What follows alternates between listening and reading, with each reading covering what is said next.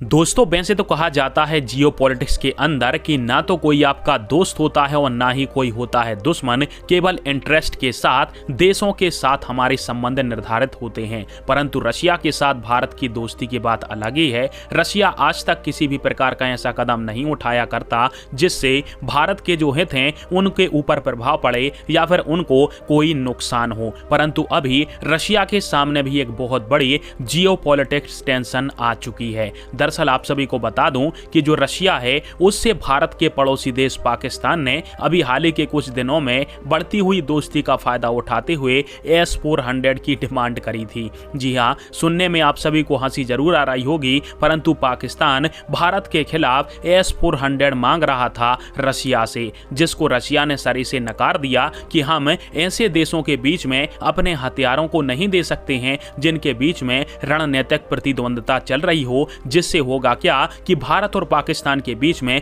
हथियारों की होड़ लग जाएगी। और इसी कारण से रशिया ने भारत के हितों का ख्याल रखते हुए पाकिस्तान को S-400 देने से मना कर दिया। पर अब पाकिस्तान रशिया के पीछे ही पड़ चुका है और उसका कहना है कि यदि हमें S-400 नहीं दे रहे हो तो S-300 का जो अपग्रेडेड वर्जन है S-350 वो ही दे दो। अब यह एयर डिफेंस सिस्टम क्या है? यह एयर डिफेंस सिस्टम की जो रेंज है वो 120 किलोमीटर की मानी जाती है, जिसमें यह फाइटर जेटों को मार गिरा सकता है 120 किलोमीटर दूरी से। वहीं पर बैलिस्टिक मिसाइल और क्रूज मिसाइलों को यह एयर डिफेंस सिस्टम करीब 30 किलोमीटर की दूरी से मार गिराने में सक्षम है। और पाकिस्तान का ऐसा मानना है कि जब चाइना के सारे एयर डिफेंस सिस्टम, चाहे HQ-9 हो, HQ-16 हो या जो भी चीन के एयर डिफेंस सिस्टम इन्हें लिए हैं, वो जब सारे ब्रह्मोस के सामने फेल हो गए थे तो ब्रह्मोस से बचने के लिए पहले यह एयर डिफेंस सिस्टम के रूप में S-400 मांग रहे थे रशिया से। जब वो नहीं मिला तो अब ये S-300 का अपग्रेडेड वर्जन S-350